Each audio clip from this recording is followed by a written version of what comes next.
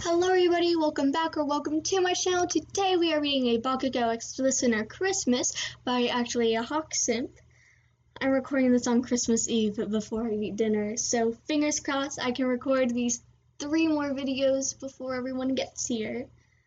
But anyways, I hope you all enjoyed this video and Merry Christmas to all of you, and I hope you all have a magical and wonderful day. You what? You yelled.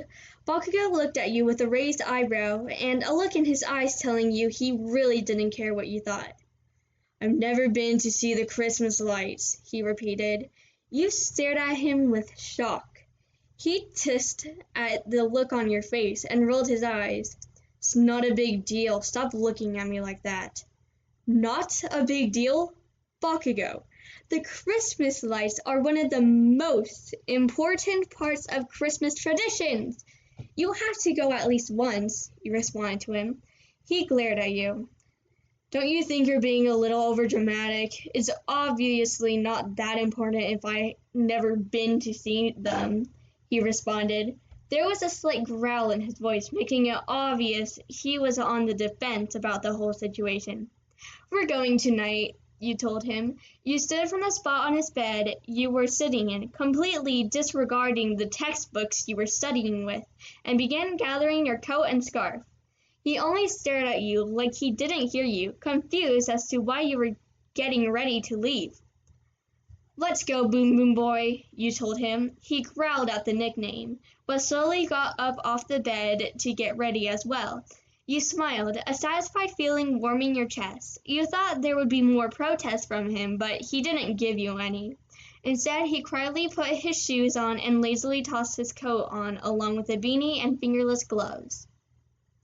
You saw him reach for his hero bag, so you pointed at him and began speaking. Don't you dare grab that bag. You're off tonight, you told him daringly. He glared at you. I don't go anywhere without this thing. You know that. What if something happens? He asked you. You rolled your eyes. Nothing will happen. Let's go, you reassured him. He huffed and looked down at the bag, finally deciding to trust you that nothing would happen. The two of you walked in silence. You began to get lost in your thoughts as he walked beside you, kicking some of the snow that the city workers left on the sidewalks. The wind nipped at your face barely, but you didn't mind. Winter was always your favorite time of the year. As you approached the park, you could hear chatter and laughter from various people. This was a popular thing to do during the winter. A bunch of stands would gather together selling various holiday candles and holiday drinks.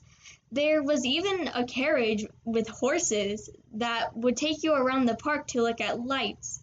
That was at the pond not too far from here. You smiled at the view of the park came into sight. This is what you're so worked up about? He asked you. You nodded excitedly as the sweet smell of treats hit your nose. Let's go get snacks and see if the carriage ride is open. You excitedly rushed over to one of the stands to order some sweets and hot chocolate. Bakugou followed behind you, his attention on the brightly lit park. He would never admit it to you, or anyone for that matter, but he always thought it was beautiful. The way the Christmas lights hung around in the trees and the way the decorations were scattered slightly warmed his heart. It reminded him of how his mother used to be around Christmas time when he was younger, always excited about Christmas movies and the snow. He wondered what changed, why she never got excited like this anymore. He was pulled out of his thoughts as you walked up and handed him a warm cup and a bag of holiday candy. The lady said she made everything herself. It's really good, you told him. He accepted the items without a word. You turned and looked for the carriage ride area. Once you found it, you excitedly grabbed Bakugou's free hand and led him over to the carriage driver. Excuse me, you said, a slight bounce in your voice. Are you still giving rides? Bakugou looked at the horses that were attached to the carriage. He'd also never seen a horse this close before.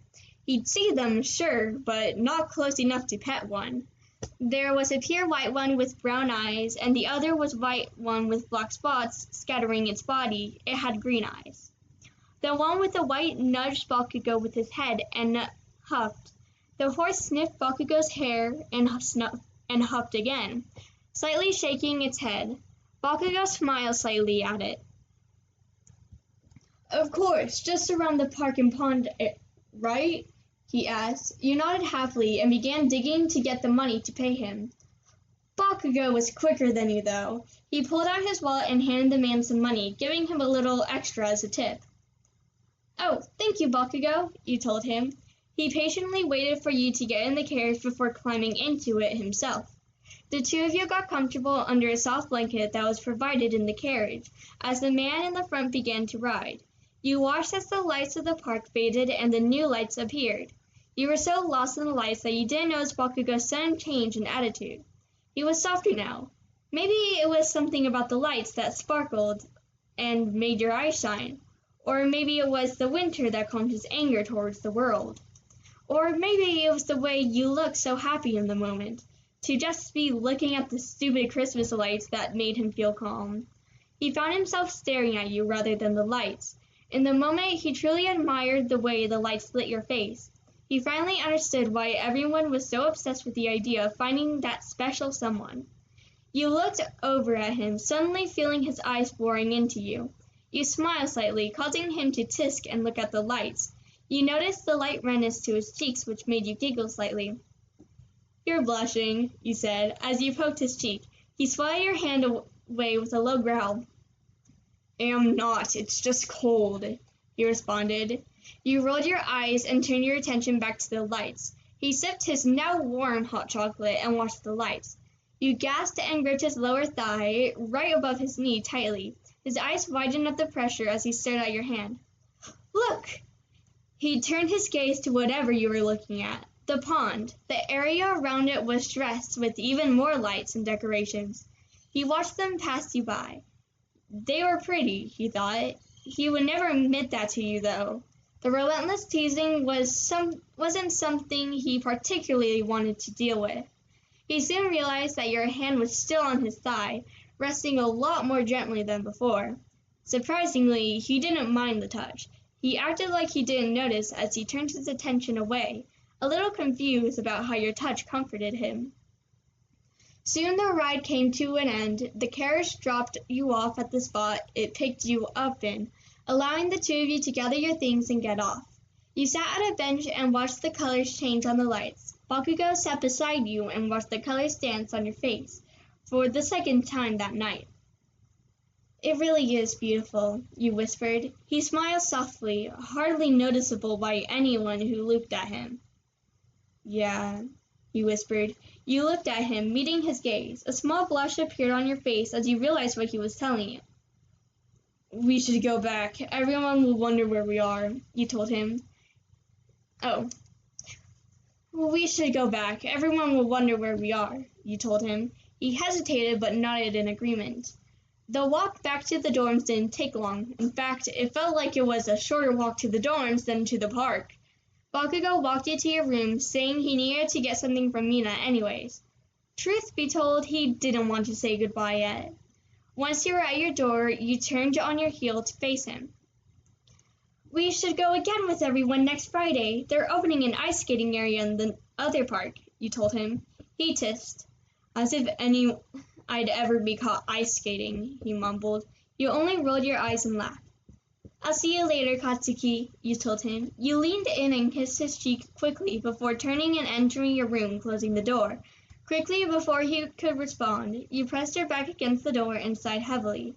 You didn't realize Bakugou stayed exactly where he stood as he processed the way your lips felt on his face.